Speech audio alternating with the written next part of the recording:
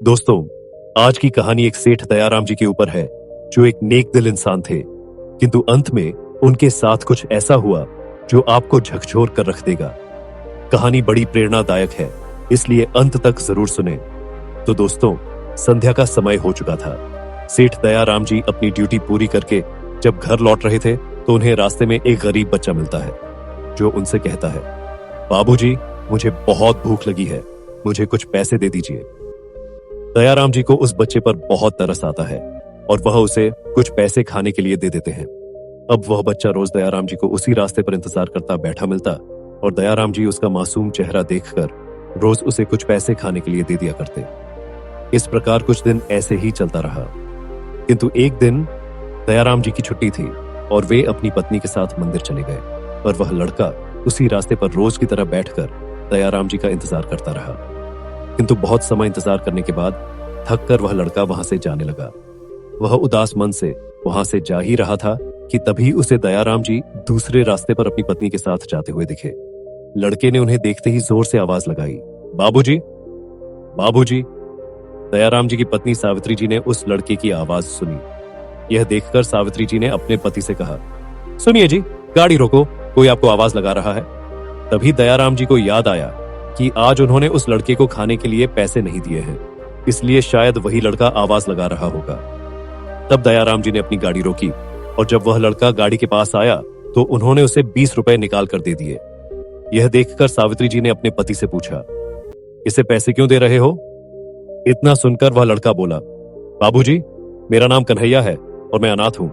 मेरा इस दुनिया में कोई नहीं है, इसलिए मैं भीख मांगकर खाना खाता हूं। इतना कहकर उस लड़के की आंखों से आंसू बहने लगे। यह देखकर सावित्री जी की आंखों में भी आंसू आ गए और उन्होंने अपने पर्स में से कुछ पैसे निकालकर उस लड़के को दिए और कहा, ये लो बेटा, इन पैसों से कुछ काम कर लेना, मगर दोबारा कभी भीख मांग कर मत खाना, क्योंकि एक बार भीख मांगना 100 बार मरने के समान होता है। सावित्री जी की बात कान्हैया के दिल में बैठ गई और उसने वो सारे पैसे अपनी जेब में रख लिए और अपने आप से कई सारे सवाल करते हुए वह वहां से चला गया। रास्ते में चलते चलते उसने देखा कि रोड के किनारे एक आदमी, जिसके पैर नहीं थे, अपनी व्हील चेयर पर बैठकर करतब दिखा रहा है। बहुत सारे लोग उसके करतब देखने के लिए इकट्ठा हुए थे और बीच बीच में उसका उत्साह बढ़ाने के लिए तालियां बजा रहे थे। उस आदमी के साथ एक और आदमी मौजूद था, जो स्वस्थ नजर आ रहा था। करतब दिखाने के बाद वह आदमी एक कहानी सुनाने लगा और कहने लगा, एक दिन मैं शाम के वक्त एक सुनसान रास्ते से गुजर रहा था कि तभी मुझे झाड़ियों के पीछे से एक बच्चे के रोने की आवाज सुनाई दी। जब मैंने उन झाड़ियों को हटाकर देखा तो वहां पर एक नवजात शिशु जमीन पर लेटा हुआ था। उस बच्चे के माता पिता ने उसे पैदा होते ही झाड़ियों में फेंक दिया था, क्योंकि वह बच्चा अपाहिज था। मैंने उस बच्चे को वहां से उठा लिया और उसका पालन पोषण किया। दोस्तों, वह बच्चा कोई और नहीं, आपके सामने बैठा हमारा यही लल्ला है। ये बात सुनकर लोग उस आदमी की प्रशंसा करने लगे। इस कहानी को सुनकर कान्हैया की आंखों में आंसू आ गए और वह सोचने लगा, इस लड़के के तो पैर ही नहीं है, फिर भी यह मेहनत करके ही अपने खाने के लिए पैसे जुटा रहा है, और भगवान ने मुझे तो चलने के लिए पैर दिए हैं, मेहनत करने के लिए हाथ दिए हैं, दुनिया को देखने के लिए आंखें दी हैं, फिर मैं क्यों दुखी रहूं। उस दिन कान्हैया ने अपने मन में एक संकल्प किया कि कुछ भी हो जाए, लेकिन आज के बाद मैं कभी भी भीख नहीं मांगूंगा और अपनी मेहनत का ही खाऊंगा। अब कान्हैया रास्ते पर चलते चलते ये सोचने लगा कि वह क्या काम कर सकता है। तभी उसने रोड के किनारे खड़े एक चाय वाले को देखा, जिस पर तमाम लोग चाय पी रहे थे। उस दिन शाम को उसने वहीं चाय पी और देखा कि वह आदमी कैसे चाय बनाता है। इसके बाद कान्हैया ने उस आदमी से पूछा, अंकल जी, आप यह काम कितने समय से कर रहे हैं और कैसे करते हैं? कान्हैया का मासूम चेहरा देखकर उस आदमी ने सब कुछ सही सही बता दिया। इस पर कान्हैया ने पूछा, अंकल जी, क्या मैं यह काम कर सकता हूं? इस पर उस आदमी ने कहा, हाँ बेटा, क्यों नहीं, बस यहां से थोड़ा दूर करना, क्योंकि यहां के लोग मेरे पुराने ग्राहक हैं और वे मेरे पास ही चाय पीने आएंगे। कान्हैया ने कहा, ठीक है अंकल जी, मैं दूसरे बाजार में चाय बेचूंगा। इसके बाद कान्हैया ने सावित्री जी द्वारा दिए गए पैसों से चाय बनाने का सारा सामान खरीद लिया और चाय बनाकर बेचने लगा। अब कान्हैया रोज सुबह जल्दी उठकर भगवान की पूजा कर चाय बेचने जाता। वह लोगों को चाय पीने के लिए इतने प्यार से कहता कि लोग एक कप की जगह उसकी प्यारी बातें सुनकर 2 कप चाय पी जाते। कुछ ही दिनों में कान्हैया को आसपास के सभी लोग जानने लगे और उसकी चाय की दुकान पर भीड़ लगने लगी। धीरे धीरे कुछ समय बीतने के बाद कान्हैया ने अपनी दुकान को और बड़ा कर लिया और वह आसपास के क्षेत्र में मशहूर हो गया। अब कान्हैया को पार्टियों के लिए भी ऑर्डर मिलने लगे। अब कान्हैया के पास पैसों की भी कोई कमी नहीं रही। वह धीरे धीरे अपना व्यापार बढ़ाता चला गया और कुछ ही सालों में उसने अपना मकान और 3 मंजिला दुकान खड़ी कर ली और वह एक कामयाब व्यापारी बन गया तथा एक अच्छी सी सुशील लड़की के साथ उसका विवाह हो गया। दूसरी ओर अब सेठ दयाराम और उनकी पत्नी सावित्री जी भी बूढ़े हो चले थे। उन्होंने अपने बच्चों को खूब पढ़ाया लिखाया था।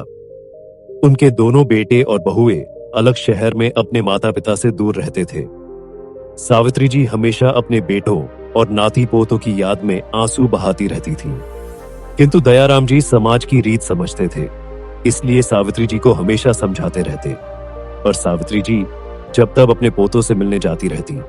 हालांकि जब भी वह अपने बेटों के घर जाती, उनकी बहुएं उन्हें देखकर हर बार बहुत नाराज हो जाती और सावित्री जी का अपमान करती और बेचारी सावित्री जी अपमानित होकर वापस लौट आती। वह लौटती और दयाराम जी से कुछ न कहकर बस मंदिर में दीप जला देती। दयाराम जी सब कुछ समझते थे, पर समाज की रीत और बुढ़ापे की सीमाएं उन्हें मौन कर देती। दयाराम जी यह सब देखकर हैरानी में पड़ जाते कि जो सावित्री कभी लोगों को सम्मान से जीने की सीख दिया करती थी, वो स्वयं आज अपने पोतों के मोह में अपमान सहने को तैयार है। और इस प्रकार सावित्री जी और दयाराम जी 2 बेटे होने के बावजूद पुत्र प्रेम से वंचित अकेले जीवन गुजारने पर विवश थे। किंतु एक दिन अचानक उनके दोनों बेटे और बहुएं उनके पास आ पहुंचे और कहने लगे, माँ जी, पिताजी, अब से आप हमारे साथ ही रहेंगे। कब तक आप यूं ही अकेले जीवन बिताएंगे? अब आप लोग बूढ़े हो गए हैं और अब से आप हमारे साथ ही रहेंगे। यह सब सुनकर सावित्री जी की खुशी का तो ठिकाना ही नहीं रहा। किंतु रामदास यह सब सुनकर हैरत में थे कि जो बच्चे सालों साल हमारी खबर लेना भी उचित नहीं समझते थे, आज उन्हें हमारी इतनी चिंता कैसे हो गई। उस दिन उनके बच्चे और बहुएं दयाराम जी के घर पर ही रहे और दयाराम जी और सावित्री जी के साथ बहुत अच्छा व्यवहार किया। किंतु रात होते होते दोनों बहुएं सावित्री जी के सामने रोने लगीं और कहने लगीं, माँ जी, हमारे पतियों का उनके व्यापार में बहुत नुकसान हो गया है और हमारे पतियों को अपना व्यापार बचाने के लिए पैसों की सख्त आवश्यकता है। अगर हमें पैसे नहीं मिले तो हमारे पति बर्बाद हो जाएंगे। इतना कहकर दोनों बहुओं ने सावित्री जी से कहा, यदि आप लोग हमें बाबूजी को रिटायरमेंट पर मिले पैसे दे दें तो हमारी बर्बादी रुक जाएगी। इतना सुनते ही रामदास जी सब समझ गए, किंतु सावित्री जी अपने भोलेपन के कारण कुछ न समझ सकी और रामदास जी से रिटायरमेंट के सारे पैसे दोनों बेटों को बराबर देने की जिद करने लगी। उनका कहना था, ये पैसे वैसे भी तो हमारे बेटों के ही हैं, चाहे इन्हें वो अभी लें या बाद में, क्या फर्क पड़ता है। अंततः रामदास जी को सावित्री जी की जिद के सामने हार माननी पड़ी और उन्होंने अपने सारे पैसे दोनों बेटों में बराबर बांट दिए। पैसे मिलते ही दोनों बहू और बेटे बहुत खुश हुए। सावित्री जी भी बहुत खुश थीं कि अब से वह अपने बेटों और पोते पोतियों के साथ ही रहेंगी।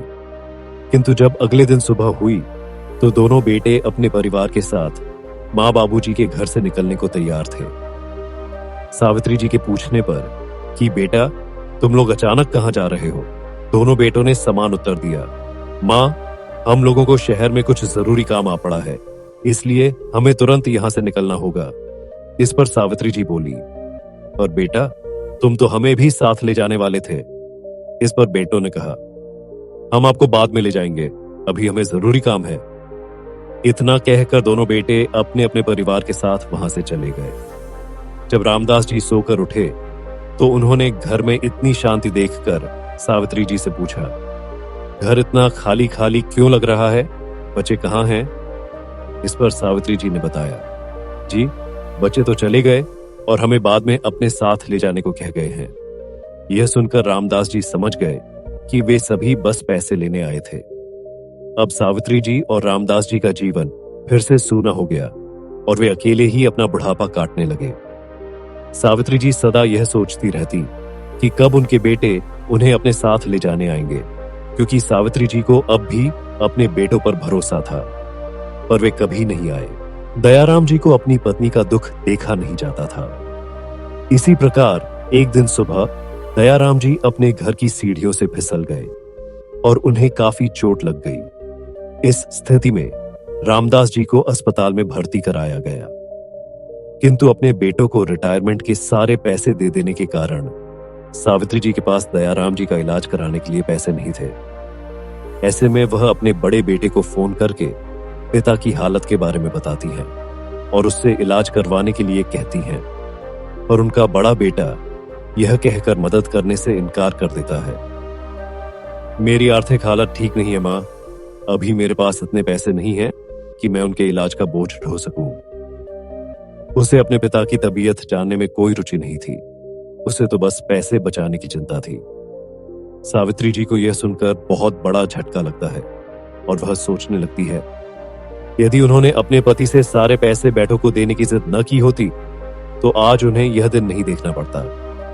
अब वह विवश होकर अपने पति के इलाज के लिए मदद मांगने अपने छोटे बेटे के घर पहुंचती है, पर वहां जाकर उन्हें पता चलता है कि उनका छोटा बेटा वह घर बेचकर कहीं और रहने चला गया है। अब सावित्री जी इस चिंता में डूबी जा रही थी कि अब उनके पति का इलाज कैसे होगा। वह यह सोचते सोचते सुध-बुध खोई हुई सड़क पर चली जा रही थी कि तभी एक तेजी से आती कार ने उन्हें टक्कर मार दी। हालांकि गाड़ी की टक्कर से उन्हें ज्यादा चोट नहीं लगी, लेकिन पास ही खड़ी ट्रैफिक पुलिस ने उस गाड़ी को तुरंत अपने कब्जे में ले लिया और ड्राइवर को गाड़ी से बाहर निकाला। इस कार को चलाने वाला कोई और नहीं बल्कि सावित्री जी का ही छोटा बेटा था। सामने पुलिस को खड़ा देखकर वह घबरा गया और दौड़कर अपनी मां के पास पहुंचा और कहने लगा, मां, आप यहां क्या कर रही हैं? बाबूजी कहां हैं? इस पर सावित्री जी ने उसे पूरी घटना के बारे में बता दिया। उधर पुलिस वाले उस पर रोड एक्सीडेंट का केस दर्ज करने लगे। इस स्थिति से बचने के लिए उसने झूठ कह दिया, सर, मेरे पिता अस्पताल में भर्ती हैं और मैं उन्हीं से मिलने के लिए इतनी तेज गाड़ी चला रहा था। किंतु सावित्री जी की हालत देखकर पुलिस वालों को उस पर शक हुआ और उन्होंने उससे पूछा, तुम कार में घूम रहे हो और तुम्हारी मां सड़क पर भटक रही है, कहीं तुमने इन्हें घर से तो नहीं निकाल दिया है? इस पर वह कहने लगा, नहीं सर, ऐसा नहीं है। सावित्री जी को अपने पति की चिंता सता रही थी, इसलिए उन्होंने भी पुलिस के सामने झूठ कह दिया। मैं तो यहां अपने पति की सलामती के लिए मंदिर में प्रार्थना करने आई थी। किंतु पुलिस को उनकी बातों पर विश्वास नहीं हुआ और उन्होंने सावित्री जी के बेटे को सख्त हिदायत दी, यदि तुमने अपने मां बाप को घर से निकाला या परेशान किया तो तुम्हारे खिलाफ सख्त कार्रवाई होगी। यह सुनकर वह सावित्री जी को अपनी कार में बैठाकर सीधे अस्पताल ले जाता है। अस्पताल पहुंचने पर उन्हें अस्पताल की नर्स से पता चलता है कि किसी कन्हैया नाम के आदमी ने दयाराम जी के इलाज की पूरी फीस जमा कर दी है और दवाइयों के लिए भी अलग से पैसे जमा करवा दिए हैं, तथा उस आदमी ने काफी देर तक सावित्री जी का इंतजार भी किया, पर उनके न आने के कारण वह चला गया और अब डॉक्टर दयाराम जी का इलाज कर रहे हैं। यह सुनकर सावित्री जी सोच में पड़ जाती हैं। मैं तो किसी कन्हैया नाम के लड़के को नहीं जानती, फिर उसने इतने पैसे हमारे लिए क्यों भरे? कुछ ही दिनों बाद रामदास जी स्वस्थ हो जाते हैं और उनका छोटा लड़का पुलिस के डर से उन्हें अपने घर ले आता है। यह देखकर दयाराम जी की छोटी बहू अपने पति से बहुत नाराज होती है। इस पर वह कहता है, अरे भाग्यवान, मेरी गाड़ी से मां को टक्कर लगने के बाद पुलिस ने मुझे सख्त हिदायत दी है कि यदि मैंने इन्हें अपने घर से निकाला या परेशान किया तो मेरे खिलाफ पुलिस वाले रिपोर्ट दर्ज कर लेंगे और मुझे जेल हो सकती है। इस पर उसकी पत्नी कहती है, कुछ भी हो, इन दोनों को हमें अपने रास्ते से तो हटाना ही पड़ेगा। ये सब रामदास जी दूर खड़े सुन रहे थे। उन्होंने तुरंत जाकर पूरी बात सावित्री जी को बता दी और उनसे पूछा, तुम्हारा एक्सीडेंट कब हुआ था? इस पर सावित्री जी ने पूरी घटना के बारे में दयाराम जी को बता दिया। दयाराम जी इस पूरी घटना को सुनकर बहुत दुखी हुए और उन्होंने यह तय किया कि वे दोनों उसी रात बिना किसी को कुछ बताए वहां से कहीं दूर चले जाएंगे और वे दोनों उसी रात अपने बेटे का घर छोड़कर चले गए। वे बुजुर्ग दंपति ऐसे ही उदास मन से रास्ते पर चले जा रहे थे कि तभी उनके सामने एक शानदार सी गाड़ी आकर रुकती है। उस गाड़ी में से एक लड़का बाहर निकलता है और करुण आवाज में कहता है, बाबूजी, आपने मुझे पहचाना? रामदास जी और सावित्री जी को वह लड़का कुछ पहचाना सा लगता है, पर वे इससे पहले कुछ बोलते उस लड़के ने कहा, बाबूजी, माताजी, मैं आपका कन्हैया हूं, जिसे बचपन में आपने भीख न मांगने की शिक्षा दी थी। इस पर दयाराम जी और सावित्री जी दोनों ही उसे पहचान जाते हैं और उसे देखकर बहुत खुश होते हैं। कन्हैया कहता है, बाबूजी, आज मैं आपकी वजह से एक भीख मांगने वाला बच्चा नहीं रहा। आज मैं एक कामयाब व्यापारी बन चुका हूं और ये सब आपकी वजह से ही हुआ है। इतना कहकर उसकी आंखों में आंसू आ जाते हैं और वह उनसे पूछता है, आप लोग कहां जा रहे हैं? इस पर दयाराम जी उसे पूरी कहानी विस्तार से बताते हैं, जिसे सुनकर कन्हैया को बहुत दुख होता है और फिर वह धीरे से कहता है, बाबूजी, मेरे माँ बाप नहीं है। जब से मैंने होश संभाला है तभी से माँ बाप के साय को तरसता आया हूं। जब दूसरे बच्चे अपने माँ की गोद में सोते थे या पिता के कंधों पर बैठकर मेले में घूमते थे, तब मैं बस दूर खड़ा होकर यह सब देखता रहता था। एक बार भी किसी ने बेटा कहकर सिर पर हाथ नहीं रखा। उसने गहरी सांस ली, जैसे दिल का एक बोझ हल्का कर रहा हो। फिर बोला, आपको देखकर मन करता है कि काश मेरे भी माँ बाप होते, पर अफसोस की बात यह है बाबूजी, जिन लोगों को आपके जैसे माँ बाप मिले हैं वे ही उनकी कदर नहीं करते। उन्हें ये एहसास नहीं है कि उनका कितना सौभाग्य है। आपसे बहस करते हैं, ऊंची आवाज में बात करते हैं, आपकी भावनाओं को समझते ही नहीं। वो कुछ पल चुप रहा, फिर धीमे से बोला, मैं तो सिर्फ एक बार बेटा सुनने के लिए जान दे सकता हूं, और उन्हें तो ये रोज बिना मांगे मिलता है, फिर भी उन्हें समझ नहीं आता। इतना कहकर कन्हैया कुछ देर के लिए चुप हो जाता है और कहता है, बाबूजी, आज से आप मेरे माता पिता की तरह मेरे घर पर रहेंगे। दयाराम जी कन्हैया के इस मासूम प्रस्ताव को चाहकर भी ठुकरा नहीं पाते और कन्हैया के साथ चलने के लिए तैयार हो जाते हैं। इस प्रकार कन्हैया को उसके खोए हुए माँ बाप मिल जाते हैं और दयाराम जी और सावित्री जी को एक प्यार करने वाला बेटा। रास्ते में चलते चलते वह बताता है कि उसने ही अस्पताल में दयाराम जी के इलाज के लिए पैसे जमा किए थे और काफी देर तक सावित्री जी का इंतजार भी किया था, पर काफी देर तक माता जी के न आने पर वह वहां से चला गया था। किंतु बाद में जब वह आपसे मिलने आया तब तक आप लोग वहां से जा चुके थे। अब दयाराम जी और सावित्री जी कन्हैया के घर में खुशी खुशी उसके साथ रहने लगते हैं।